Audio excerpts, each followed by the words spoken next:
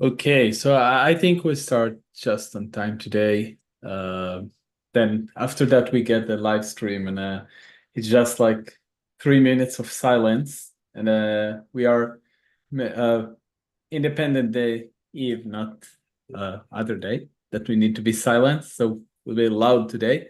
So welcome everyone. Welcome. Daniel, can you start? Oh, yes, I see that the live streaming is started. So welcome everyone, and thanks again for joining us today. We are going to have, I think, a fascinating hour with Travis Spencer today. I know Travis. I actually know them for a long years, but I didn't know him by name. I know the Nordic API community. I know there is a guy that, when you don't know someone in person, then it take a time that you connect the face with the name. But in the last Identiverse, I met him on the exhibition floor, and he was like, "I'm Travis Spencer from Curity," and I said, "Okay, hi, nice to meet you." And we have a nice chat, and then I'm like, "Hey, this is another guy from Nordic API," and then I connected all the dots, and I'm super happy that he agreed to join us today because he's one of my API's hero. And yeah, Travis, I'll be happy if you can introduce yourself. Yeah, absolutely. Thanks, Gabriel, for having me here, and thanks for that introduction. I can definitely relate to that when it takes a little bit to connect the dots, but I'm really glad that you did, because that's how we build community, is making those relationships and making those connections. So thanks for having me here. For everyone on the live stream, my name is Travis Spencer. I'm the founder of Curity, and I'm currently working as an executive advisor. I'm formerly the CEO. And my background is computer science and software engineering, and I've been working in the digital identity space and security space since 2008. And I also have a master's degree in business. So that's a little bit about me. I'm living in Sweden. So I'm originally from the US, but I relocated over here to start all these companies that we'll maybe talk a little bit about today. Oh yeah. So first, I'll just mention that this live stream, if you have any questions to Travis or to anything we are speaking about, just feel free to drop them in the Q&A in Zoom or in comments on LinkedIn, on YouTube.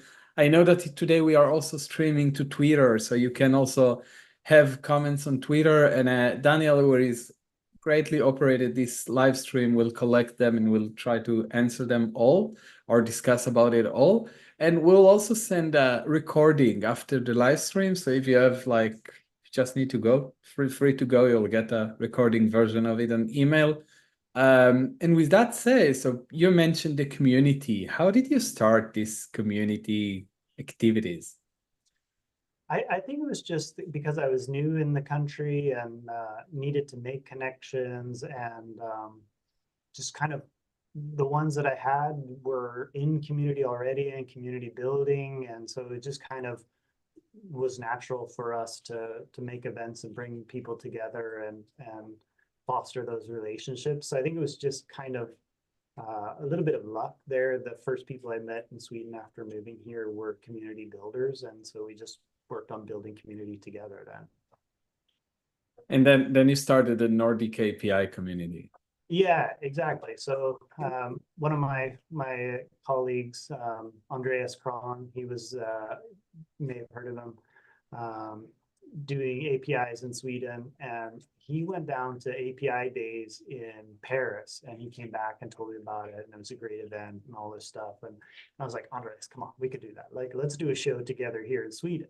And so we did it a few months after he had gotten back from that, and we had all these grandiose plans. And I think with just like 2 months of preparation, we did this show, and it was maybe like a fraction of the size of my ambitious dreams. And we realized afterwards, like, actually, this is kind of hard. You can't just do this with 8 weeks of preparation. So we did this little event and kind of saw that there was definitely demand to talk about APIs in particular. And so we did a big show later that year, and it was like 2 days in Stockholm, when we got a bigger venue and everything and brought everyone together. But it was steps then, and then from there we started to do all these other things where we were doing events every year in Stockholm. We tried to take it around to different places like Finland and Denmark. We were down in Germany.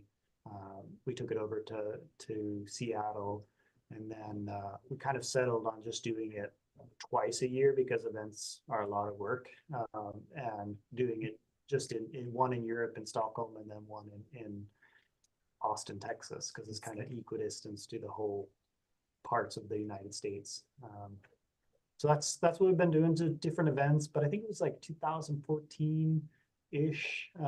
We had a fellow who was working with us, and he was saying, Reese Fisher, who you can see some of the old blog posts on the website, that we're only getting together a couple of times a year, and we want to be meeting each other more. And why aren't we talking more online? And so he really pushed me to create more of a blog and a web presence. And so we started to do that and got some different authors who were writing about all sorts of different topics. And Reese was really helpful in kind of like putting his hands around, these are the topics we need to talk about.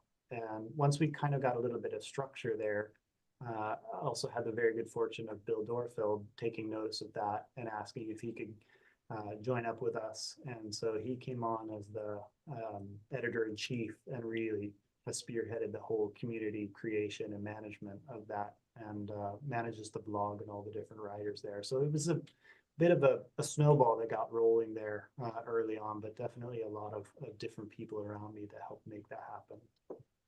I think that's a nice thing about community, because you mentioned a lot of activities like the event and then the blog and then the editorial team. And the nice thing about community is that you're always driven by the people, right? So one thing bring an idea, and then the other is good in execute it, and then the other is good in promote it. And I think it's also kind of, I hear a great advice for people who want to start a community.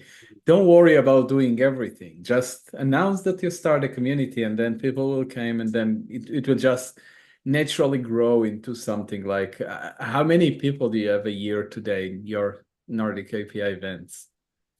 Hundreds, definitely. I mean, it's not as big as we'd like Amazing. it to be, of course, because it never is. But You always want to. I think that the website is like 150,000 unique visitors per month. So that Wow. definitely gets a lot of activity. And I think, there's definitely hundreds, maybe 500-600 that are coming to the events, or at least before the pandemic. And that's where we're building back to now. Yeah. But yeah, it's a great community, very engaged uh, online, and so kind of manifesting that also offline and coming together in real life, which is what we're trying to do with the events. Like a kind of event that you repeatedly come back to because your friends are there, you have relationships. There's a few conferences I go Absolutely. to all the time where you start to recognize people. So I think that's Yeah. kind of what we're trying to do, and make more like summits than a trade show or a conference or something like that, so that we have those relationships and can take those into cyberspace with us and connect on things like this throughout the year. And from your perspective, I mean, so you've been the CEO of Curity since I think 2014, 15 when you started Curity, but you all the time also was like the founder and one of the main executor of the community. How do you balance this CEO plus community role? Well, I think um, a little bit is that I am very, very ambitious person, and I have great support from my wife. So I have a lot of the family stuff kind of taken care of, and can do a lot of things myself. But even with all of that ambition and sort of self-drive, it has to be a team.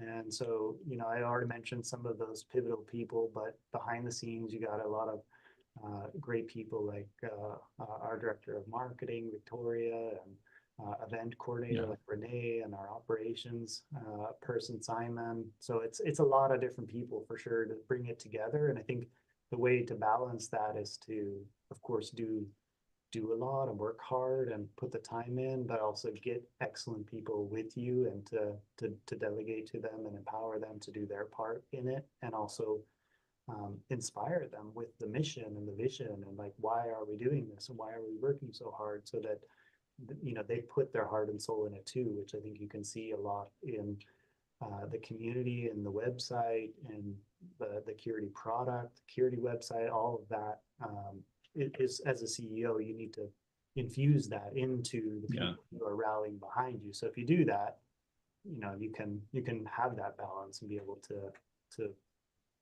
accomplish all those Amazing. things. So like dedication and people, that's the main. Dedication and people, exactly. That's the short version. Amazing.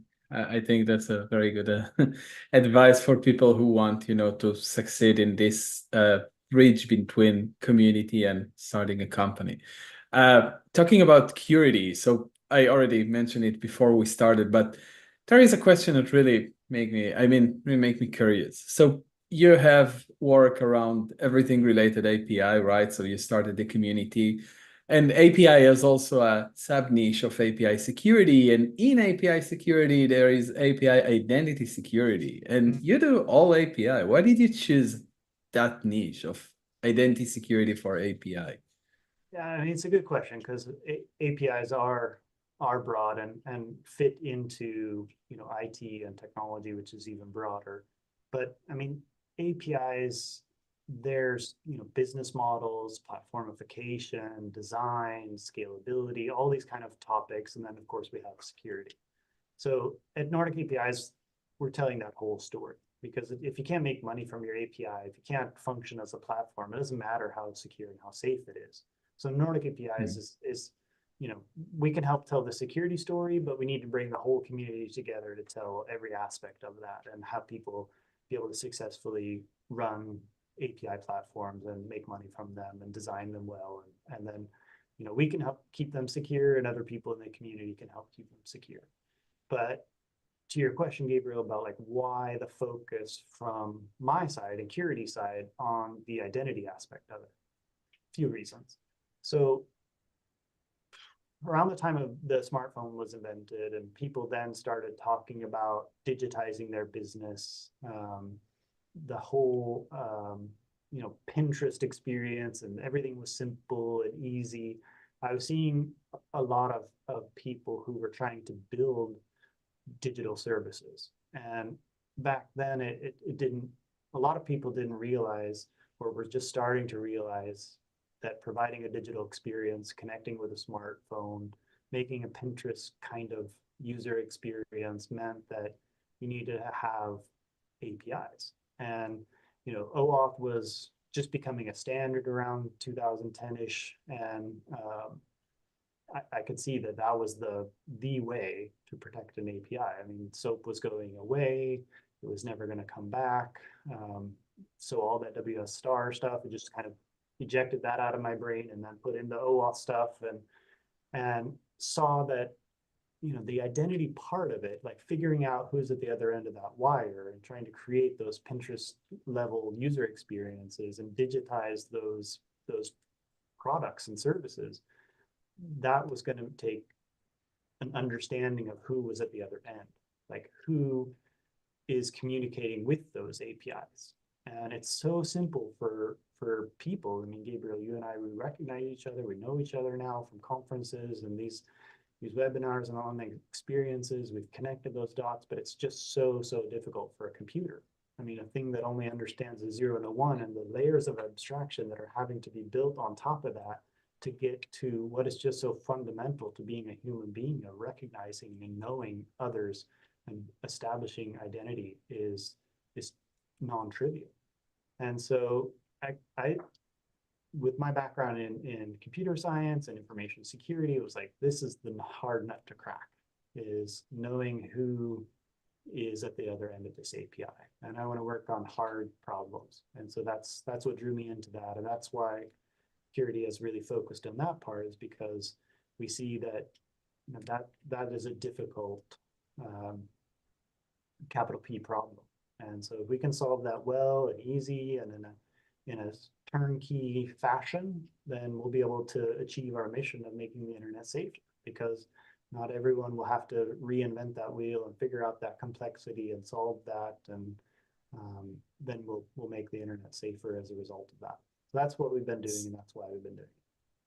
So if I hear you correctly, part of your statement is like, identity in API is not only a security problem, is broader than that, because if API could not have this basic functionality of, as you said, like knowing each other, it could be much harder for them to like function. Even if you try to build a platform, there will always be a need in identity solutions for APIs, not only from the security perspective. And this is that's kind of the core of API service. And that's led me to a question of, so you started Curity in 2014 when there was like many organizations that even use SOA and some architectures, and then became the glory days of REST, and then some other protocols, and then we got back to REST. How do you see this, like, that, what do you say change in the state of identity or authentication, authorization, the API field since then?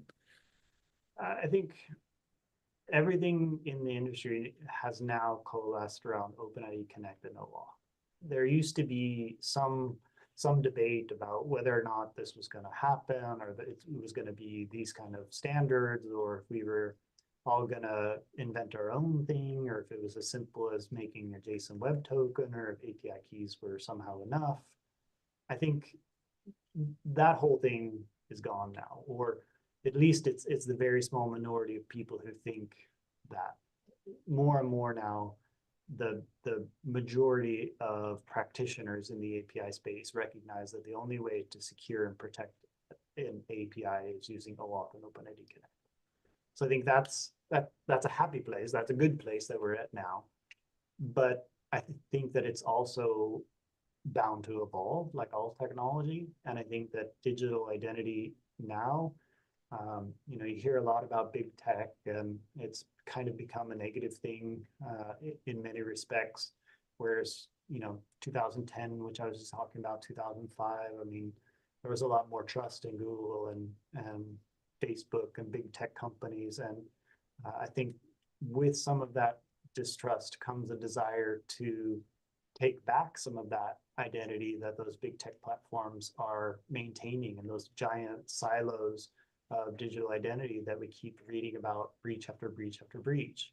And with that kind of pent up desire, there is a lot of push now within the technology space, the identity technology space, to provide a decentralized digital identity that is not stored in these giant silos, and that users can maintain in a personalized store that they can decide to release on a per application basis. And that evolution is extending identity into new places. And I think the thing that people need to be thinking about now as they're building and protecting their APIs with regard to digital identity is, how do I do it with today's technology using OAuth and OpenID Connect? But then how do I make sure that when this decentralized identity paradigm comes online in earnest, that I don't have to redeploy, re-architect, or rebuild my platform? So it's that's kind of where it is, and that's where I see it going. So I think when you mention that, and when I just expanding my thought on it, I'm thinking, so I talk about it a lot lately, about the blurred border between authentication and authorization, right? Because as you mentioned, many standards used to solve identity challenges from the authentication side, like OAuth and OpenID. They were focused on verifying stuff, not in giving permissions and not in decentralizing permissions. But now we said, okay, the verification could be isolated into very specific problem. And I don't mind even if that will belongs to the end user, or to end like or to the endpoint, like with passkeys and passwordless. I want to invest most of my weight on securing identities in what they can and what they cannot do, right? So we are seeing that the problem of verifying identity is getting smaller and smaller, and the problem of verifying permissions or understanding permissions getting bigger and bigger. And that's actually, that the space we all playing. We are doing it in end users, for developers, and for customer identities. Others doing only authorization. Others try, to streamline the way that do you do it? How do you see this? First, so do you agree that these borders is like blurred and we start to think in more holistic view on identity lifecycle? Um, I would probably actually say no. I think that it gets blurred, but I think the blurring comes a lot from people who are not aware of the details, kind of mixing up Hmm. things. Got They're it. clearly distinct in my mind. And maybe the simplest way I can say it is that authentication answers the question of who you are. Authorization answers the question of what you're allowed to do. Authentication has to come first, then it's an axiom, whereas authorization follows, it's a corollary. Um, no one really cares about authentication. They only care about what you're allowed to do. But unfortunately, they have to first of all know who you are so that they can find Mhm. permissions. And I think that part of the blurring comes from the fact that we're all developing very large distributed systems now. And so it's like you have all these different components and entities, and it's like, this thing over here, is it kind of, is that authentication, or is this thing over here authorization? Um, so I think that's probably why some of the blending happens. I think also, unfortunately, OAuth is maybe not the best name for the protocol. And I think that its misnomer causes some confusion, because Yeah. it sounds like authentication, but it also could sound like authorization, when in fact it's neither. All authentication that's defined in OAuth and OpenID is it's just like it has to be done. How doesn't matter according to the protocol, but it has to be done. And then when the what happens next is that the user will authorize an application to do something on their behalf. But that really isn't authorization in the sense I think we're trying to get at here. It's really delegation. So it's saying Gabriel can access my resources on my behalf when I'm not there. That's a delegation operation. So I would delegate my rights to a mobile application, and then that mobile application would consume APIs and data exposed by that APIs on my behalf. And that's in a third-party situation where the app and the resource are not provided by the same entity. Sometimes when the app and the API are provided by the same organization, you don't even do that authorization step, that delegation step. So I think I can do the that. authorization that we're talking about, though, is okay, finally, it's me, it's Gabriel, you're accessing an API. Should we be able to access this resource? Should we be able to perform this service or capability? That that question of what you're allowed to do, that's the authorization that we're most interested in. And that doesn't even happen until you get back into the API gateway or the microservices. So I think because of the distribution, because of our different perspectives, because of our different levels of understanding, I think it gets kind of blended. But if we could just remember that it's those two fundamental questions, and the protocol naming is kind of leading us in a confused way, and we need to think about it in the right manner, I think we'll have a more nuanced conversation and get a little further. I like actually this approach because what you say is like, although it could be blurred and that could even help for your security, that it's somehow blurred because your architecture enforce you to blend that, we always need to remember that this is a two fundamentally different questions, right? So no matter if you were enforced to blend them because you have architecture that is grow too fast or stuff like that, we need to remember that you need to separate them and make sure that we are strong in the authentication answer and strong in the authorization answer at any point of level that we are trying to do that. I think that's a good answer, but I want to take a point that you mentioned. So you mentioned something that I'm saying a lot. So OAuth is a very bad name for OAuth. And I bet that you say that because it's not open authorization, it's much open authentication question. Or I'm wrong. I actually don't remember. I think I looked at some point, like, was the auth part of OAuth meant to be It's authentication? authorization.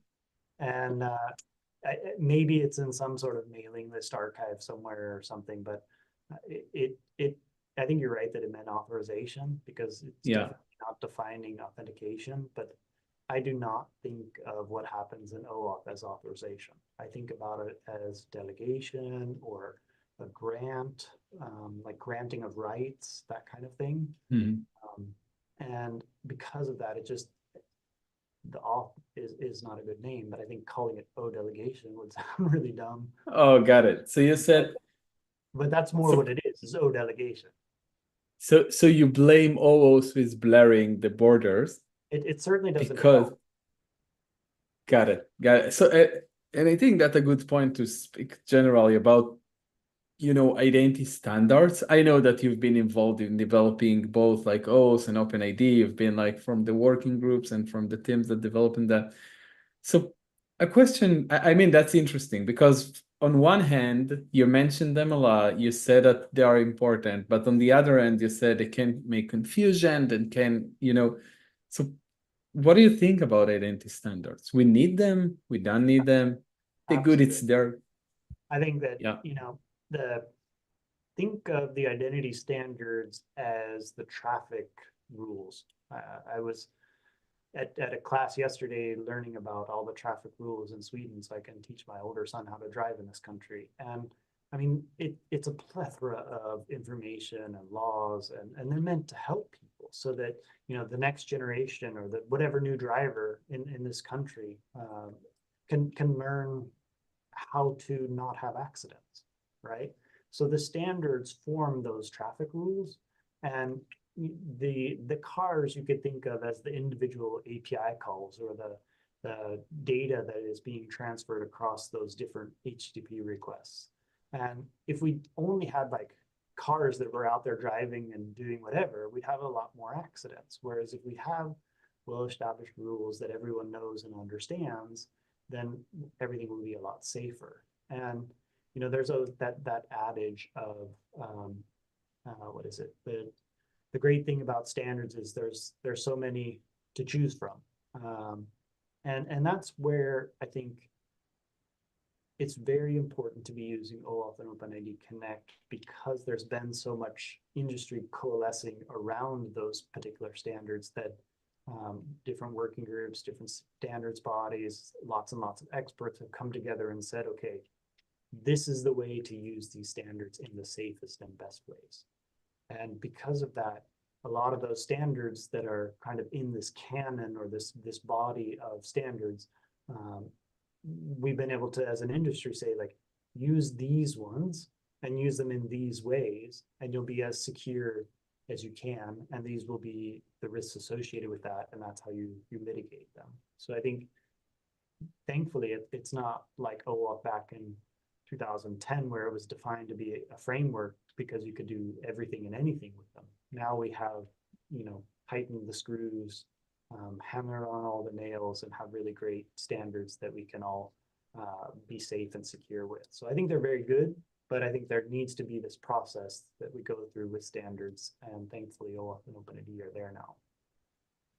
So you said that kind of a standard is not a fact, it's more like a progress, right? So I mean, if yeah. you think about like HTTP, you have this what is it called?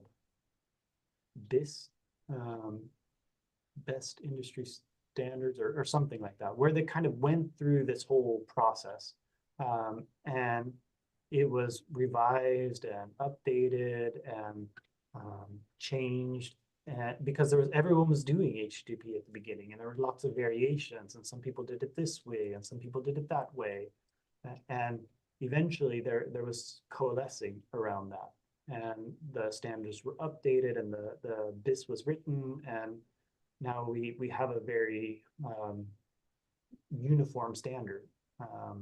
And that's what we're getting to also now with OAuth, which is, of course, the basis for OpenID Connect. So it kind of comes into all of that as well. And even the different OpenID Connect specifications are going through that and being refined in the FAPI working group, and being, I wouldn't say, almost like standards of the standards, you could say. That might be a good way to think about them.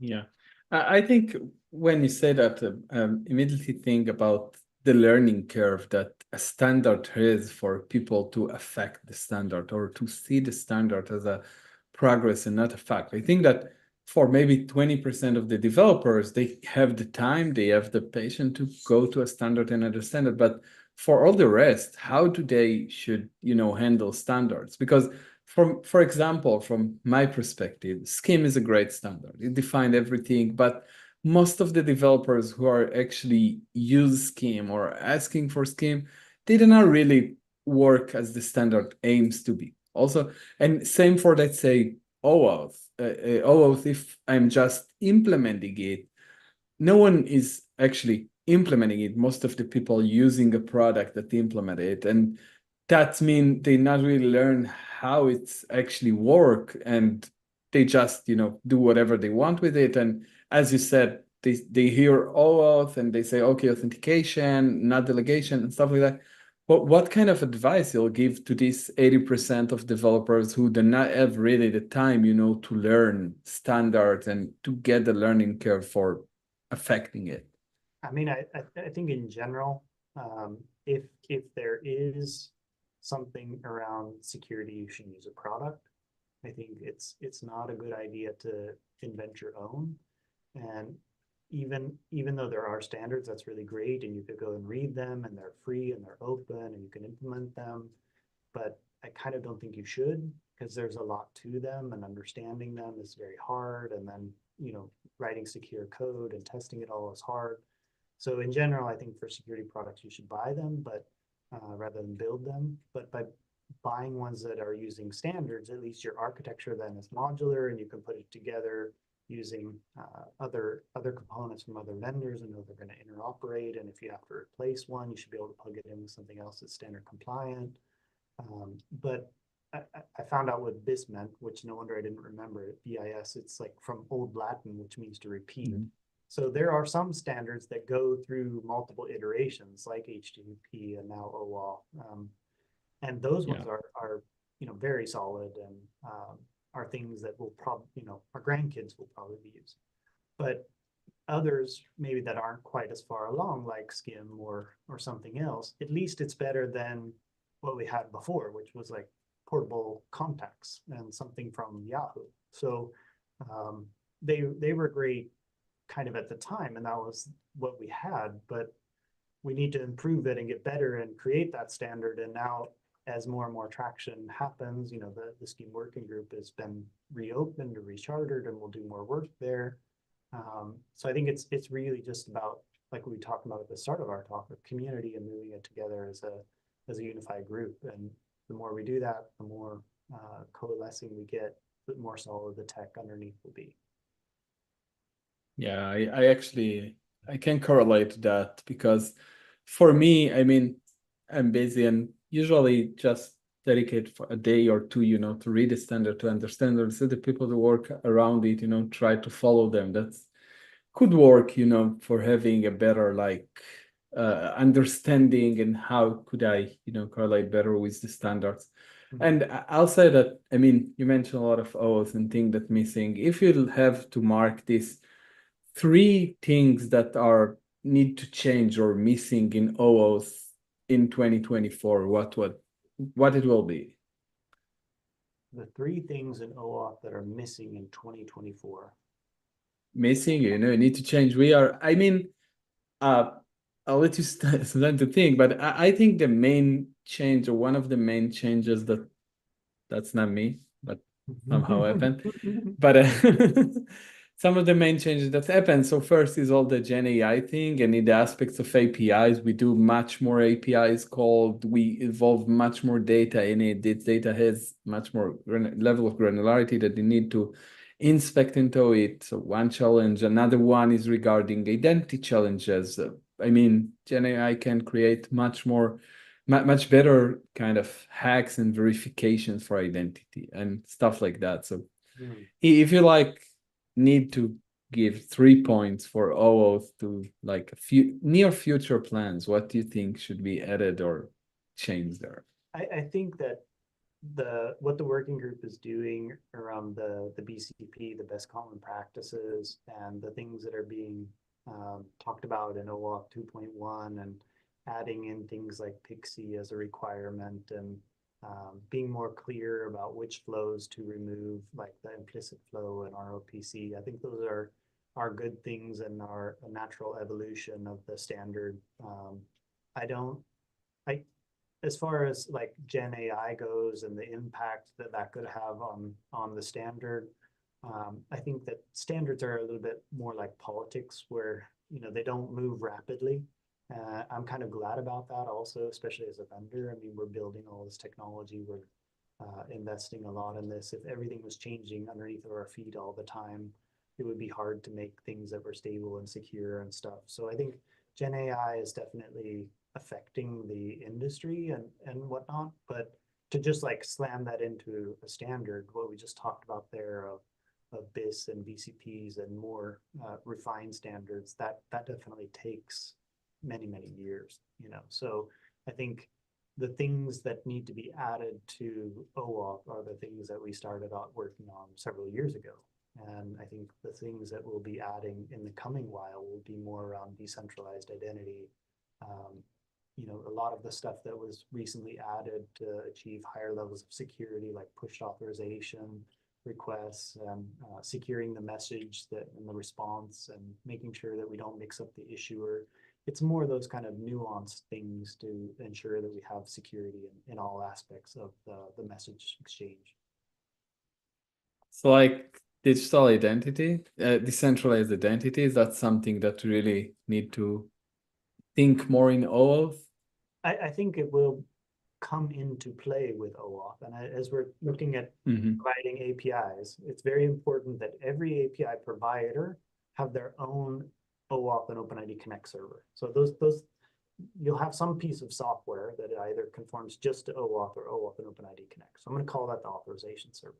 So every API needs to have its own authorization server, and maybe that talks to Google. Maybe that talks WebAuthn to passkeys on your iOS. All those different kinds of identities for the end user. But you always have to have that authorization server.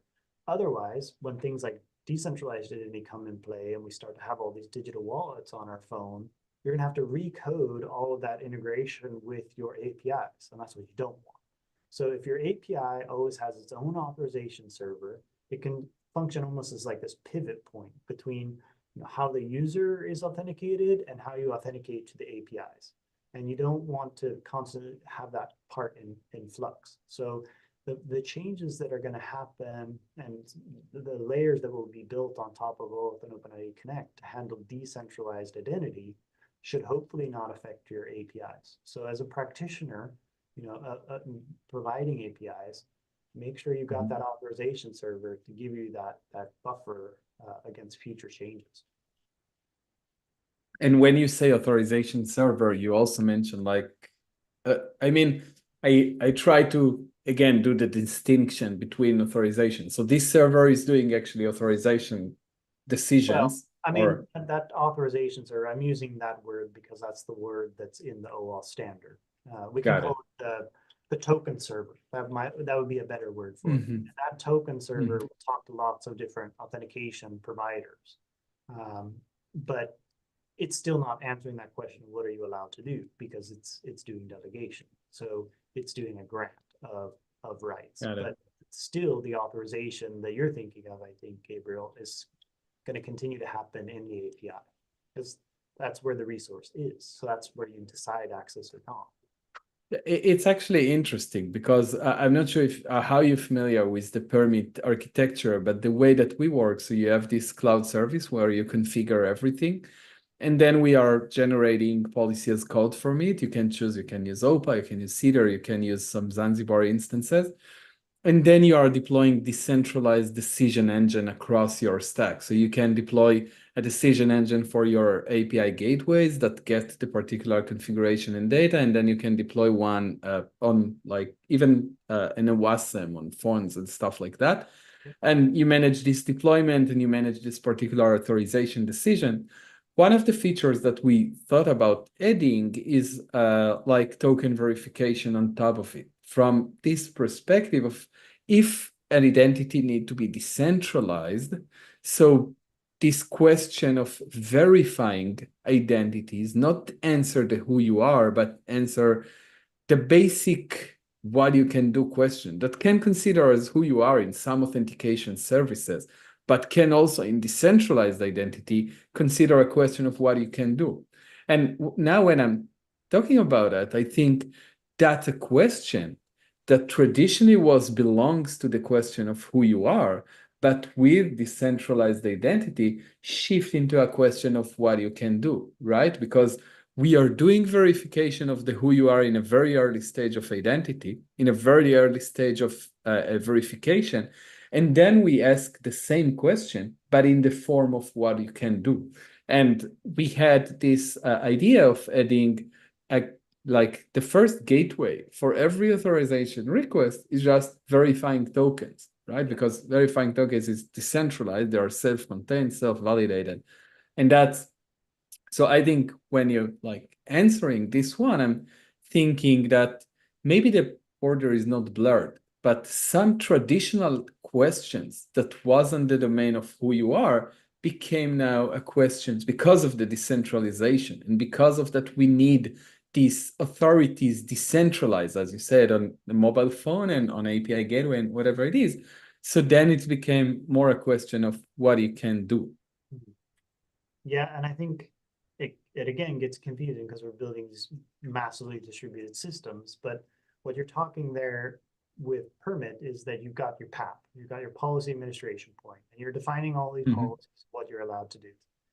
And then you're quote unquote decentralizing that. But maybe we shouldn't use that word because it makes it confusing. But we write all these policies in the PAP, in permit, and then we push it out into all of these different places that we want to apply those rules. And all of those then are going to enforce that. Some of it might be in a gateway where it's very coarse grained and all we can really do is check the validity of a token and check the URI of an endpoint or something. But then in some sort of microservice where we have database records and history of payments and this sort of stuff, we can take that identity information, resource information, the action that's being done on that, and we can say like, okay, should Gabriel really be able to transfer $1,000? Well, he's already transferred, 100,000 this month. So according to all of this information that I now have in this microservice, he shouldn't be able to make that transfer. Gateway can't know that. Gateway doesn't have all the information about Gabriel's payment history, but the microservice does. So there we have this decentralized enforcement that's happening, and it's taking into account all of this information to make that what are you allowed to do question. But maybe in order to figure out that it was Gabriel, like you have a mobile phone, and on that mobile phone, you have a digital driver's license. That digital driver's license is managed by whatever, state of New York. And state of New York, they have all these different places where you can go and get a driver's license, and you get that digital driver's license, and maybe you have an iOS telephone, and so it loads it onto your Apple Wallet.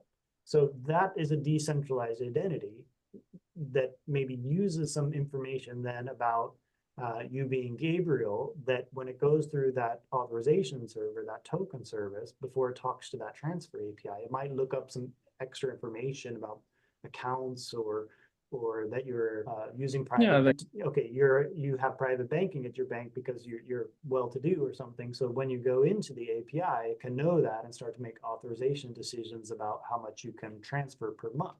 So all of this is very decentralized because we're building massively distributed systems. But the decentralized identity I'm talking about is like, okay, instead of the identity being stored in the bank's giant silo of identities, it's decentralized to everyone's iOS phone and is something more like a passport or a driver's license or some sort of EID that's issued by a government or something like that.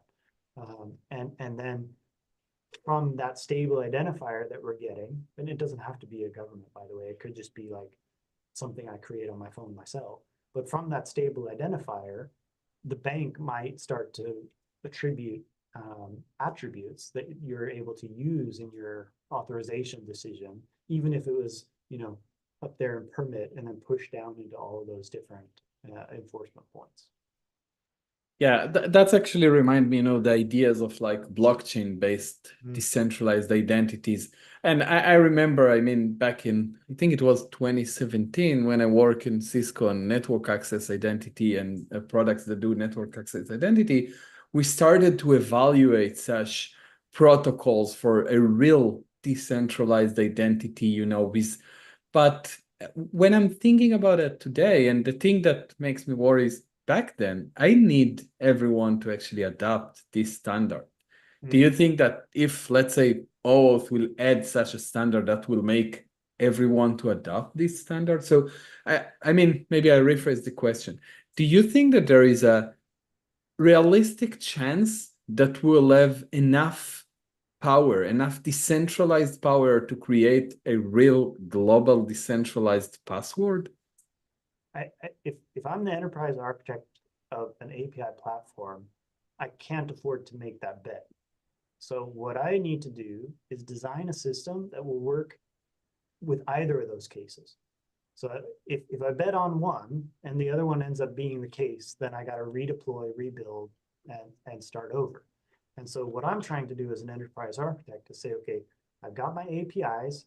Those have to be secured and protected with tokens. If those tokens are issued by a token server, an authorization server, that can talk to any kind of authentication method, whether it's something that's decentralized with blockchain, something that's decentralized without blockchain, something that's using passkeys, whatever, I'm sort of buffered from any of that. And so it's almost like going to Vegas and betting on everything, then I can't lose, right? Whereas if I just bet on 23, I got one chance of winning. So as an enterprise architect building API security into my platform, I'm trying to hedge and to make sure that I don't get it wrong, so that I don't have to rebuild my app, so I don't have to rebuild my API gateway, so I don't have to rebuild all my microservices, all that kind of stuff. And this is, I think, the best way, having a separate token server unique to the API, or the organization and its APIs, to not get it wrong and bet on the wrong course, bet on the wrong number. I hear a very interesting vision here, because I try to state it in kind of a different product angle. So assuming today, if you are looking for, let's say specifically on the consumer market, right? Most of the consumer identity today belongs to, let's say, Google, Facebook, GitHub, whatever. Like there is a set of, let's say, 10 common identity providers. And in a consumer market, everyone belongs to them. And all of them actually somehow use OAuth. Maybe not in the full spec, but somehow they use OAuth.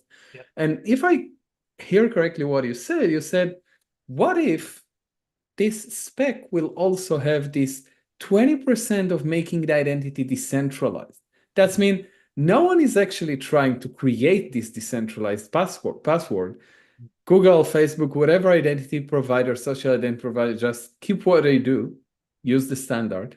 The application implementers just keep what they do, get for free, authentication for free with all the services, but the users get the benefits of what the standard brings. So you said, like, if we are putting something into the standard, then we have a backdoor for everyone to stop these reactions.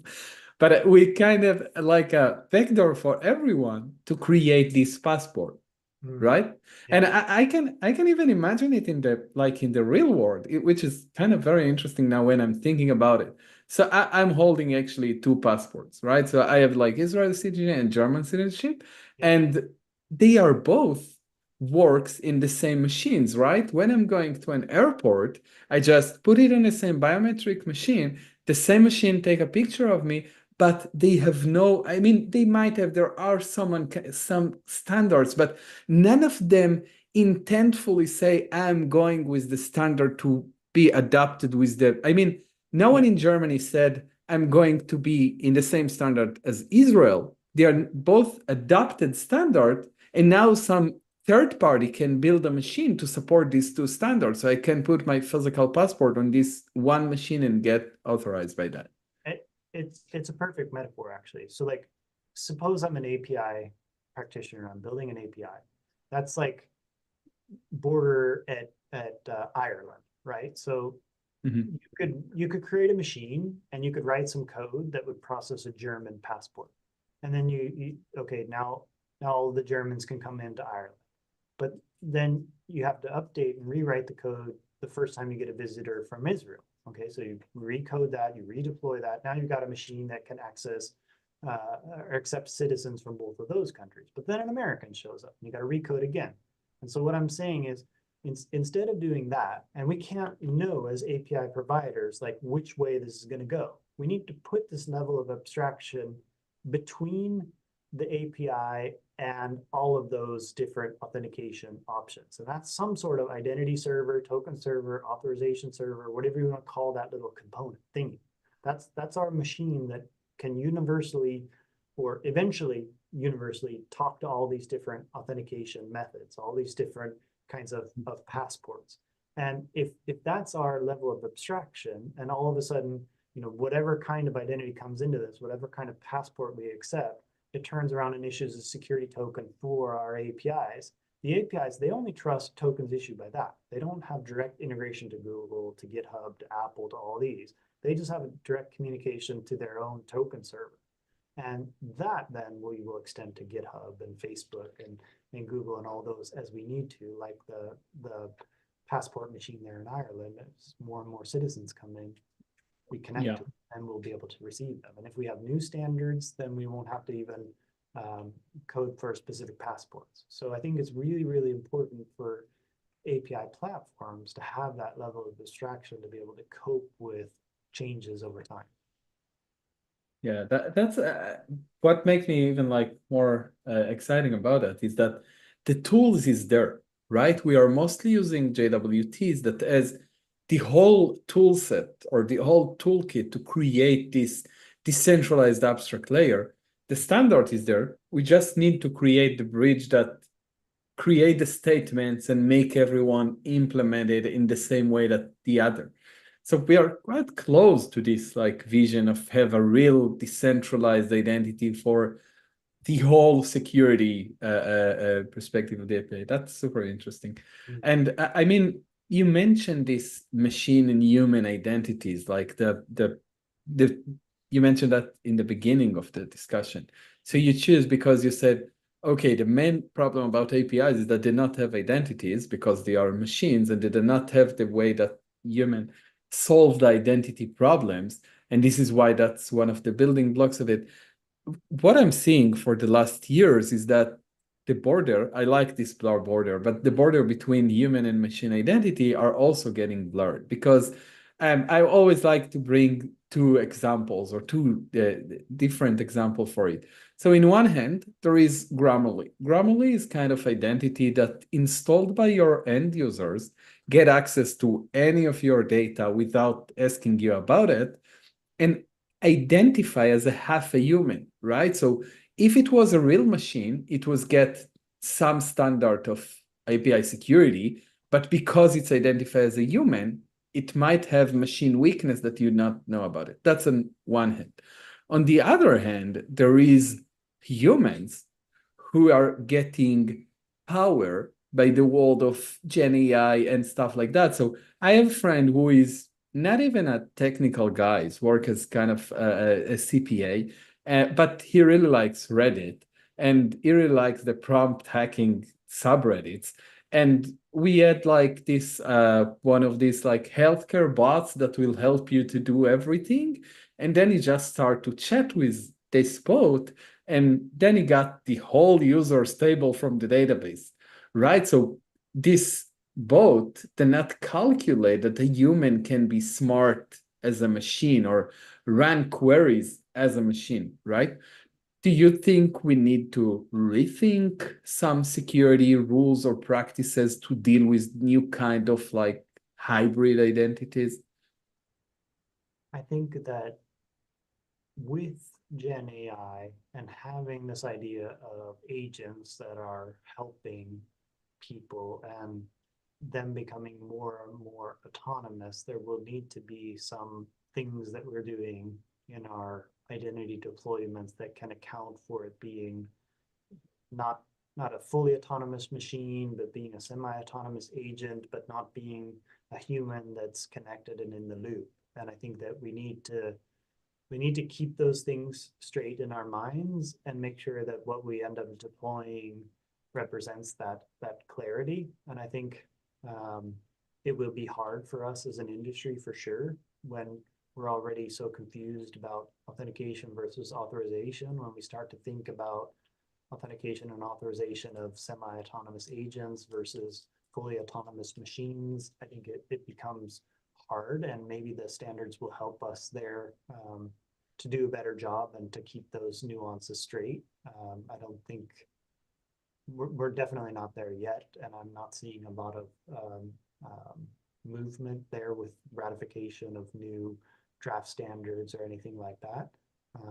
But it will definitely be a more common use case, and that will push the industry and the standards bodies forward. Got it. That's an interesting perspective on this field. Like, do not handle them as a new kind of identity, but make sure that we are contributing to the strength of each side of the identity to adapt with the changing world. That's nice.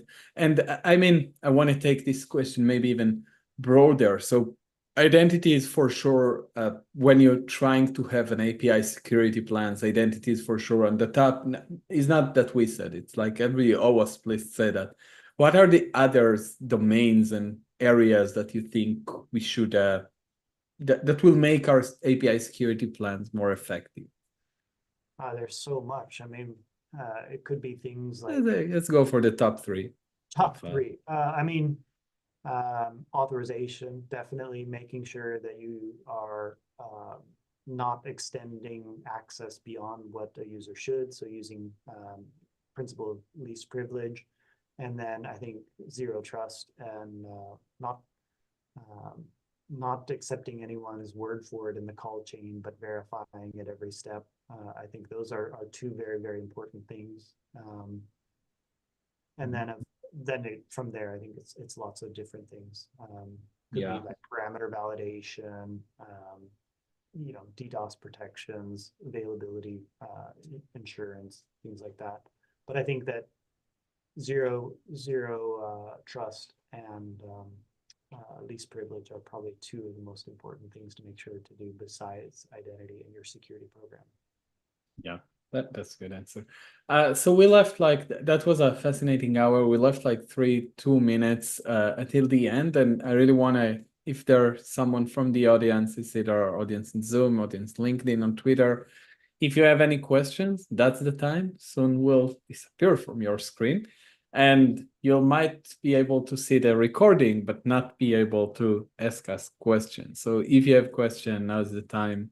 Zoom Q&A or whatever platform you're using, just write your question. We try to answer them live. And in the meantime, when people are writing, I really want to thank you, Travis, for joining me. I always like this live stream when I get a new perspective and angles, and I'm really happy that now we try to pave some form of a way for understanding the decentralized, distributed. I know these terms that's confusing me even many times. So thanks for your perspective. I don't think we have questions. Whatever, we were very clear. You can always just reach out to me on Twitter. You can also send me a message on LinkedIn. And you can just email me. It's travis@curity.io. I'm happy to answer any questions that come in. Yeah, great. So travis@curity.io, that's your address for answers. And thank you very much. Enjoy the rest of your evening. It's Sweden, so you have light until I think 5 hours. Yeah, exactly. It's late here at midnight, but it's evening here. But thanks, Gabriel, for all of this. Yeah.